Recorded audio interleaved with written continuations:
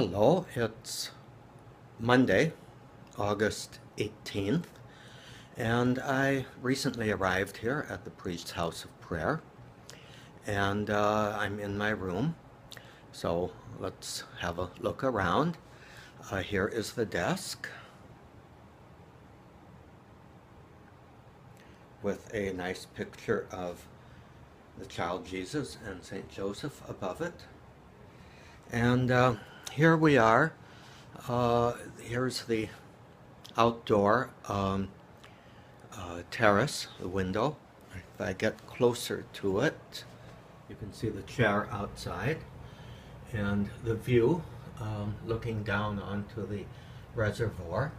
I'm not going to go out there because it's quite warm this evening or this afternoon. Perhaps later in the evening I will. Here is the bed, and so this is where I'm going to be spending the next 8 days or so. In about a half hour or so, I'm going to be having my first conference with Father Jack Steger. I don't really have too many expectations about these 8 days of retreat. He advised me the last time I saw him just not to make any plans and let the Lord take the lead. So I think I'm going to allow him to be the servant of the Lord in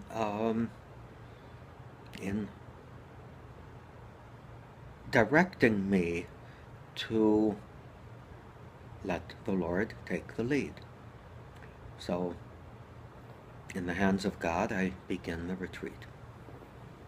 I just finished the first conference today with Father Jack Steger, and we had a wonderful visit. He kind of launched the idea of this retreat into with the thought that it is a time of vacation with God. To let God take the initiative, to not really plan for any project or desired outcome. Now, it's interesting because when we talk about not planning or making it into a project, the central question that I need to ask is, what actually am I seeking? What blessing or grace am I seeking from God through Christ in this time of retreat? Ignatius is very, very big on the idea of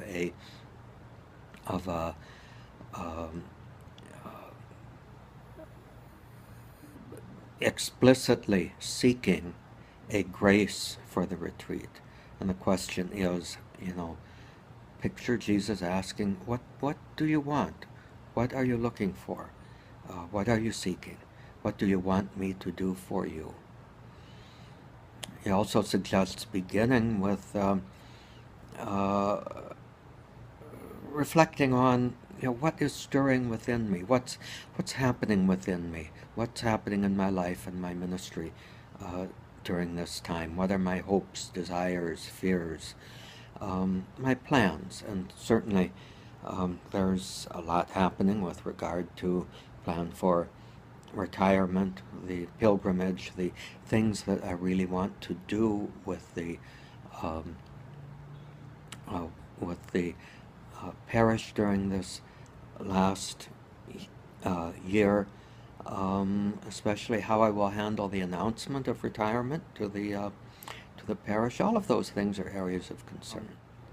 And then the last question he asked was, how do I best connect with God in my life? What is my way of prayer? Is it going for a walk? Is it being in nature? Is it a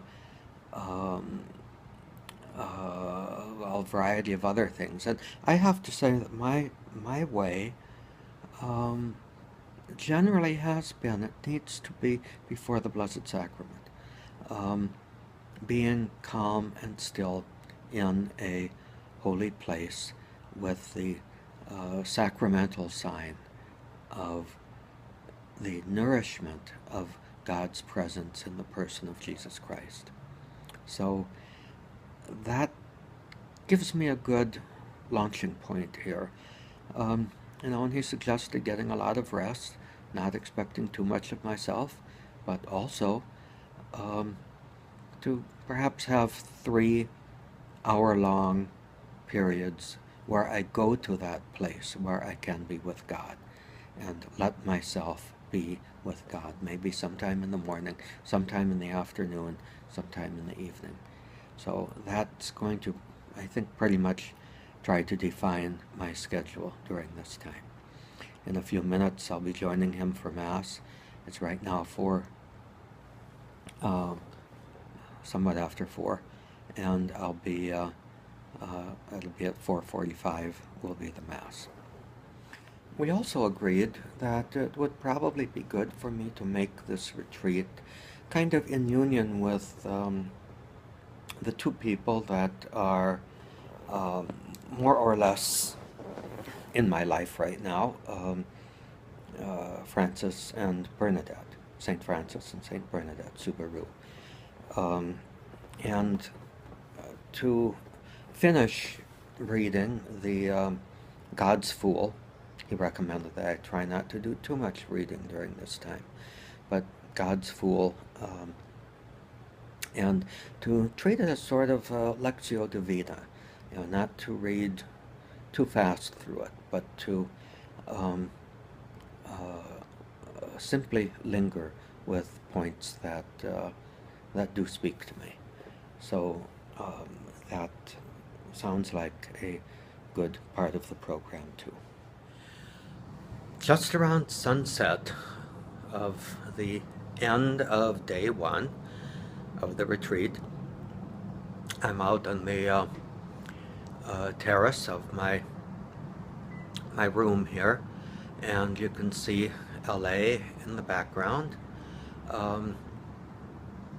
and I think now I'm going to get ready and go down to the chapel, spend a little time with the Lord, concluding the day. So